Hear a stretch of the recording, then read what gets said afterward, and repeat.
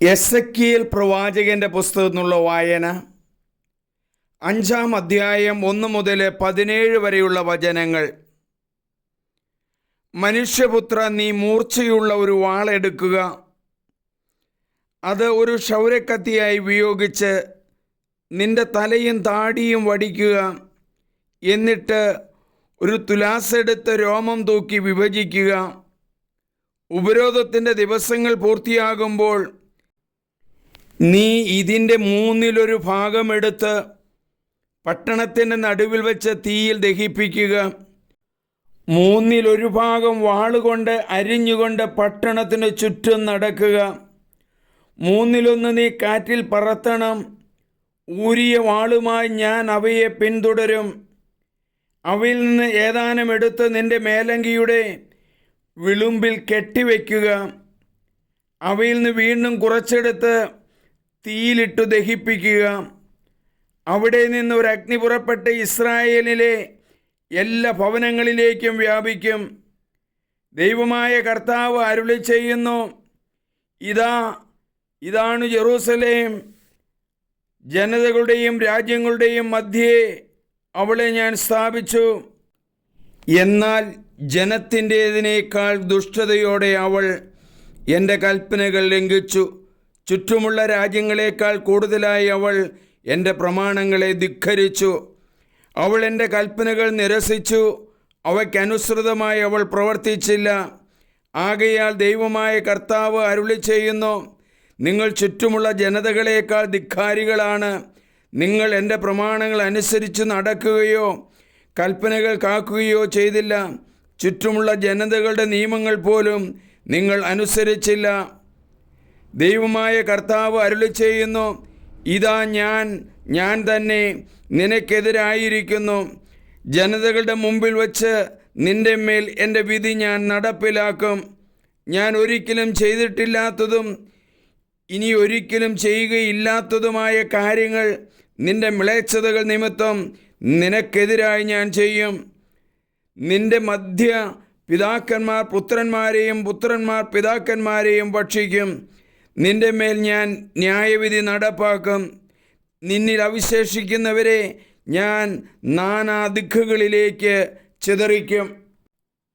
ആകയാൽ ദൈവമായ കർത്താവ് അരുളി ചെയ്യുന്നു, മ്ലേച്ഛതകളും ദുഷ്പ്രവൃത്തികളും കൊണ്ട് എൻ്റെ വിശുദ്ധ സ്ഥലം നീ മലിനമാക്കിയതിനാൽ ഞാൻ നിന്നെ വെട്ടി വീഴ്ത്തും. ഞാൻ നിന്നെ വെറുതെ വിടുകയില്ല. ഞാൻ കരുണ കാണിക്കുകയില്ല. നിന്റെ 1/3 ഭാഗം നിന്റെ മധ്യേ തന്നെ പകർച്ചവ്യാധികൾ കൊണ്ടും പട്ടിണി കൊണ്ടും ചത്തൊടുങ്ങും. 1/3 ഭാഗം നിന്റെ ചുറ്റും വാളാൽ നശിപ്പിക്കും. 1/3 ഭാഗത്തെ നാനാ ദിക്കുകളിലേക്ക് ഞാൻ ചിതറിക്കും. ഊരിയ വാളുമായി ഞാൻ അവരെ അനുധാവനം ചെയ്യും. അങ്ങനെ എൻ്റെ കോപം എരിഞ്ഞടങ്ങും. എൻ്റെ ക്രോധം അവരുടെ മേൽ ചൊരിഞ്ഞ് ഞാൻ തൃപ്തനാകും. എൻ്റെ ക്രോധം ഞാൻ അവർക്കെതിരെ പ്രയോഗിച്ചു കഴിയുമ്പോൾ ഞാനാണ് കർത്താവെന്നും അസഹിഷ്ണുതയോടെയാണ് ഞാൻ സംസാരിച്ചതെന്നും അവർ അറിയും. നിനക്ക് ചുറ്റുമുള്ള ജനതകളുടെ ഇടയിലും കടന്നു പോകുന്നവരുടെ മുമ്പിലും നിന്നെ ഞാൻ അവമാനത്തിനും പരിഹാസത്തിനും പാത്രമാക്കും.